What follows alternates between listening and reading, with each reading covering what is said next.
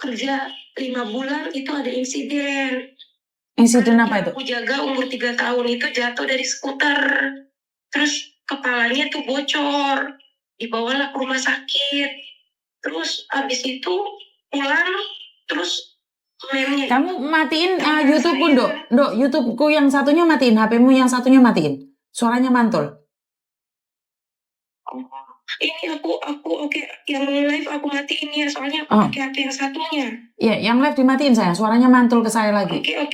Oke, Miss, oke. Halo, Miss. Terus? Iya, jadi ketika 5 bulan aku kerja, ada insiden anaknya jatuh, terus palanya bocor, dibawa ke rumah sakit, habis itu pulang, pas pulang dari rumah sakit, memnya itu tampar pipi aku, nih sampai pipi aku bengkak.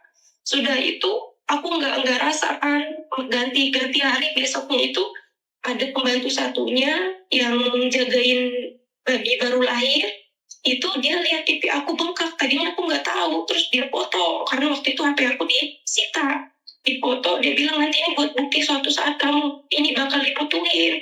Nah, habis itu aku suruh minta obat karena pipi aku kan bengkak itu nih sakit, jadi aku dikasih obat dari rumah sakit waktu memangnya habis lahiran itu, waktu habis lahiran bayi baru lahir itu.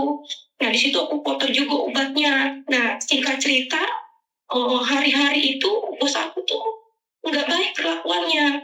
Ada botol susu, aku salah nutupnya kurang kenceng, agak bocor sedikit. Itu botol susunya ditingkah ke aku, men. Terus pindah rumah, aku lupa taruh colokan hotpot itu, dia marah-marah. Terus kepala aku tuh dipukul sama sernya. Terus aku ada ancaman katanya kalau aku kabur dari sini, dari rumah dia bakal ikutin aku, ancam aku, dan bakal ke Indonesia untuk ngelakuin hal yang sama ke anak aku, dia bilang kan. Di situ aku tertekan, memang aku nggak bisa ngapa-ngapain. Akhirnya aku bertahan karena potongan gaji 7 bulan waktu itu. Setelah potongan selesai, aku langsung dapat update, aku keluar dari rumah itu, aku pulang ke MOM. Aku buat pengaduan di MOM, kemudian MOM telepon polisi. Nah, bukalah kasus aku tuh, aku nggak pulang ke rumah, bos aku teleponin aku, kirim blacklist aku, tapi polisi bilang, kamu udah aman, kamu udah ditolongin sama kita. Terus aku di situ diinterogasi dari jam 5 sampai jam 12 malam kurang lebih, dari kantor MOM aku jam 5, aku dibawa ke kantor polisi, dari yang kecil sampai yang gede. Aku tuh tidur di kantor polisi 1 malam. Terus di situ polisi tanyain semua dan aku kasih barang bukti semua yang ada. Sudah gitu polisi cuma bilang gini, terus kamu mau ngapain? Aku bilang mau pulang, aku trauma kerja, aku bilang aku takut. Aku kerja nyari uang, bukan untuk dipukulin orang, aku bilang gitu kan. Pokoknya perlakuannya sebenarnya banyak gitu, tapi saya potong aja ya. Ada kayak siram air panas, walaupun air panasnya nggak panas banget gitu, sampai tangan saya merah. Terus saya juga pernah salah ngasih susu, bukan salah sih, bayi itu harusnya 2 jam kasih susu, tapi bayi itu nggak mau minum. Dan mereka bilang aku tuh kasih air susunya terlalu panas, manasin susunya. Padahal aku bilang kalau bayi kepanasan itu pasti dia nangis, bayi sensitif, bayi ini enggak, Miss. Terus air susunya itu selalu aku minum di depan dia, Miss. Sama orang aku minum bisa sama orang lain, Miss. Aku pengen pulang. Kejadian itu tahun 2022, Miss. Sampai sekarang kasusnya belum selesai. Aku tanya polisi, aku harus tunggu terus. Tapi saya tetap bingung sampai akhirnya diwajibkan ketiga. Aku dimulai lagi sih karena majikanku bilang sekarang kan posisinya aku ini lagi ditangani polisi karena dari bulan Maret aku udah minta pengaduan kalau aku tuh mau pulang gitu, aku izin sama polisi. Terus polisi bilang suruh tunggu nanti 1 bulan selesai. Aku tunggu 1 bulan gak kelar-kelar, 1 bulan lagi selesai, sampai akhirnya itu dari pihak ICA imigrasi itu ada telepon ke aku, katanya komputer aku udah mati, dan aku nggak tahu, bos aku juga nggak tahu. Akhirnya diproses lah, aku didatengin tuh tim ICA, datang ke rumah pagi-pagi, Beb. Terus aku sama bos aku itu dibawa ke kantor imigrasi, terus diinterview, ditanya, sampai aku bilang masalah paspor juga, aku ceritain aku mau pulang. Aku udah bertahan, aku bilang aku cuma nunggu paspor aja, aku udah nggak bisa kerja.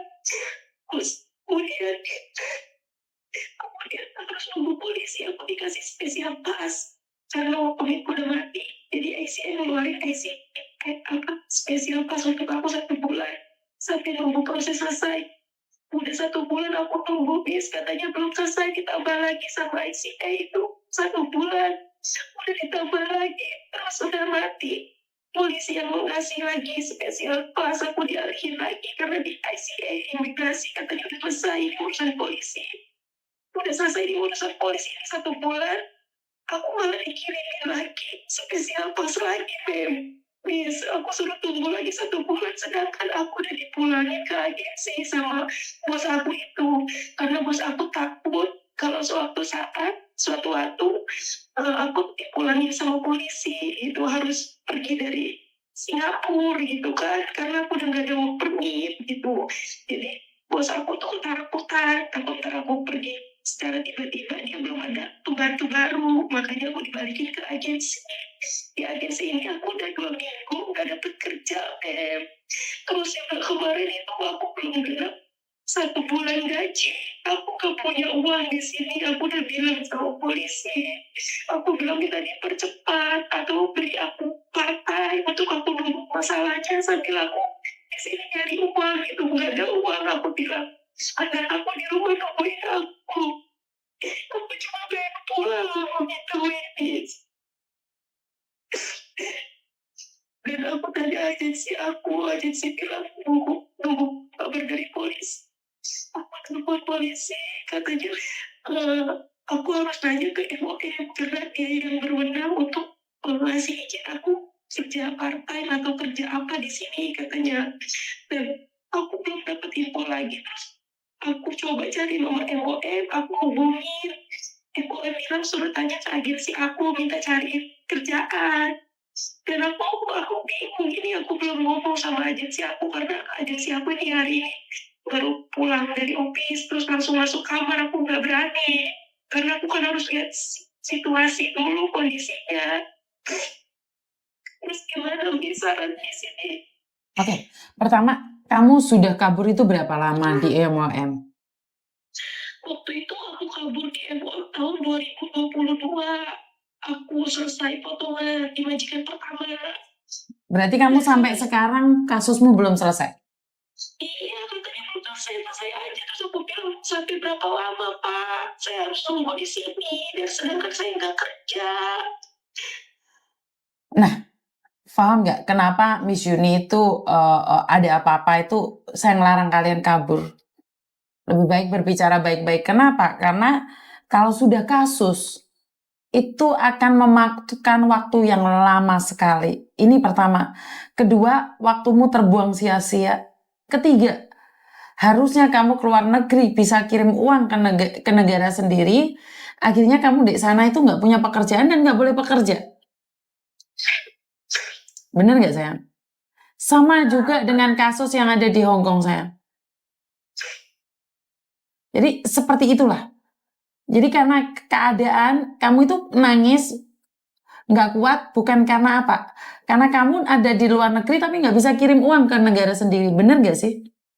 Iya, dan aku nggak tahu nasib aku di sini sampai kapan nih. Iya betul sayang. Prosesnya itu ditambah lagi 1 bulan, ditambah lagi. Betul. Dari bulan Maret sudah aku datengin kantor polisinya, tapi IO-nya itu organisasi apa ya namanya, investigasi organisernya cuma bilang tunggu 1 bulan lagi, udah gitu doang. Iya, karena mereka tidak bisa menentukan itu, sayang. Kan banyak sekali kasus-kasus yang urgent yang akan ditangani oleh mereka. Itu kurang lebih sama dengan Hong Kong. Kenapa sih saya lebih memilih berdamai? Bukan karena kita takut atau mau memberikan efek jerah sama majikan, bukan. Karena yang jerah itu kita. Kita itu tersangkut hukum di negara orang, kita yang sengsara. Bener nggak sayang? Merasakan kan? Kamu merasakan kan dari tahun 2022 nih. Kalau kamu bekerja hari ini, mungkin kamu sudah punya 100 juta nih. Atau 200 juta. Iya. Karena kamu ingin memberikan efek jerah pada majikan, apakah kamu salah? Tidak, kamu benar. Tapi menjadi tidak benar karena tujuanmu bukan itu. Benar nggak sayang? Apa yang bisa kamu lakukan? Kenapa? Bukan untuk efek jerah, bukan untuk efek jerah, tapi saya pengen menyelamatin diri saya karena kayak tekanan mental nih, salah sedikit kerjaan. Betul. Ya, saya. Iya kan, biar majikan punya efek jerah toh, biar nggak seperti itu lagi kan? Bener nggak? Iya, waktu itu saya nggak berpikir begitu, pokoknya saya mikir keselamatan diri saya waktu itu karena udah benar-benar nggak benar. Kenapa kamu tidak lari ke agent sayang? Tadinya saya mau lari ke agent, terus saya lihat itu profilnya bos saya sama agensi sini itu dia satu kantor kerja di properti gitu, direkturnya bos saya. Jadi saya kayak gimana sih ya, takut gitu, takut ntar disuruh balik lagi ke rumah itu dan makin parah itu, Miss. Ya karena kita lagi gitu, saya suruh tahan lagi, suruh sabar lagi. Ya karena mungkin kamu terlalu punya prasangka jelek ya. Kenapa tidak ke KBRI saja, sayang? Udah, KBRI waktu itu saya nggak datengin ke tempatnya karena saya nggak tahu, tapi saya dikasih nomor teleponnya. Saya hubungin tuh responnya tunggu aja, tunggu sampai kapan saya nunggunya, Miss. Terus saya coba lagi telepon lagi, hubungin itu nggak direspon dengan baik. Pokoknya saya harus tunggu aja. Dan saya juga waktu itu nggak kepikiran kalau sampai ibaratnya lari ke hukum polisi gitu, karena yang nggak saya pikirin gimana caranya saya minta tolong dulu gitu, mumpung saya ada kesempatan untuk keluar. Itu aja, Miss. Dan saya sampai sekarang ini ya udah kayak kebingungan aja gitu. Saya pasti besok kalau saya bangun, saya mau kasih tahu setan saya sama MOM itu, kalau MOM udah bilang saya boleh cariin kerja sama agensi saya. Setahu saya kalau bermasalah dengan hukum kamu nggak boleh kerja, Sam. Kata polisinya kan saya tanya, udah Miss, katanya kalau kamu mau kerja kamu balik lagi ke MOM tanya, katanya gitu. Oke. Jadi saya ke MOM, dari situ saya minta inian boleh saya ke KBRI gitu. Nanti dari KBRI kalau nggak ada inian baru saya minta tolong ke yang di Jakarta Pusat. Ya gitu. Dengarkan saya sekali lagi. Pertama, datang ke MOM, katakan kamu ingin mencabut kasusmu. Oke deh. Dan boleh tidak saya disambungkan dengan KBRI? Atau kamu datang sendiri ke KBRI menceritakan apa yang terjadi selama 2 tahun ini. Oke? Nah, kalau KBRI merespon berarti udah, saya nggak usah bantu kamu. Kasus selesai, kamu sendiri yang menyelesaikan. Tapi jika KBRI tidak merespon, kirimkan semua data-datamu ke saya, termasuk PT-mu. Saya akan kirim orang dari Jakarta untuk menghubungi KBRI agar bisa membantumu. Oke. Ada yang lain lagi? Nggak ada, Miss. Terima kasih banyak, Miss, sudah dengerin saya. Saya bukan ini ya, Miss, karena keadaan saya kayak pokoknya nggak bisa diceritain lah gitu. Bingung ya saya. Ya mungkin itu kebodohan saya dulu untuk ditawarin KBRI. Enggak, karena pikiran saya tuh pendek. Saya pengen cepet buru-buru pulang aja, intinya begitu, Miss. Oke, nggak apa-apa. Saya pasti ikutin saran Miss karena saya butuh pertolongan Miss gitu. Oke. Saya tidak banyak yang ditolongin Miss. Saya besar harapan saya Miss bisa nolongin saya. Siap. Kamu minta tolong sama saya kasih solusi. Jadi, ya, terima kasih. Jadi tolong dilewati dulu ini jalannya. Karena nanti saya akan potong Kompas. Jika sudah nggak bisa lagi, saya akan potong Kompas, minta bantuan PT-mu termasuk, dan juga minta bantuan dari PKBRI. Jadi saya akan menghubungi PT-mu untuk membantu berbicara dengan agennya bahwa kamu sudah ingin mencabut kasus. Paham? Oke, Miss. Oke, paham. Nah, nanti kalau aku cerita agensi aku gimana cara aku maksudnya izin untuk ke MOM gimana, Miss? Kan sekarang ibaratnya aku tuh di rumah dia, tinggal di dia, aku kan nggak bisa keluar begitu, Miss. Ya kamu cerita aja, saya mau mencabut kasus saya mau ke MOM. Izin aja ngomong apa Betul, adanya. apa adanya, nggak usah tipu-tipu. Saya mau mencabut kasus saya pingin pulang. Oke, Mm-mm. Oke, Miss. Mm-mm. Miss, terima kasih banyak ya sekali lagi. Mungkin saya nggak bisa balas jasa-jasa Miss dengan informasi kayak gini tuh bener-bener suatu informasi yang sangat penting buat saya. Semoga Allah tuh balas kebaikan Miss ya. Sekarang nggak usah berdoa buat Miss Yuni. Kamu berdoa buat dirimu sendiri dulu, karena terlalu lama kamu ada di situ. Selama 2 tahun kamu ada di Singapura tapi tidak bekerja, itu membuat saya sangat sedih sekali. Kenapa saya ingin membantu kamu? Karena saya merasakan kepedihan kamu. Jadi selama 2 tahun ini saya ada kerja, ada Miss, waktu habis dari majikan pertama itu. Ini yang saya nggak kerja ini cuma 2 minggu pas majikan saya yang nomor 3 ini ngulangin saya karena sekarang saya ibaratnya kan permit saya udah mati. Jadi yang handle saya ada di sini tuh polisinya gitu, dan polisi cuma ngasih waktu itu bulan kemarin ini sampai tanggal sekarang nih 10. Ya Jadi udah. majikan saya takut saya pulang tiba-tiba harus ninggalin Singapura kan, emang karena nggak ada work permit tuh, jadi dia takut nggak ada pembantu, makanya dia pulangin saya minta pembantu baru. Oke. Dan sekarang saya 2 minggu di sini nggak kerja. Oke, ya udah, turutin omongan saya dulu, dijalanin dulu, nanti update ke saya ya sayang ya. Oke, habis ini saya kirim semua data-data polisi yang nanganin saya, agensi saya. Oke. Oke, Mem. Terima kasih ya, Miss ya. Oke, terima kasih, sama-sama. Terima. Oke, jadi teman-teman, ya, saya tidak menyalahkan keadaannya, dia juga kena mental, pikirannya, atau bahkan dia berpikir lelah sekali di negeri orang, ya sudahlah. Semua orang punya cerita hidup masing-masing. Saya dan sampean tidak berhak untuk menghakiminya. Ya udah nggak apa-apa, dia belum kenal saya kok.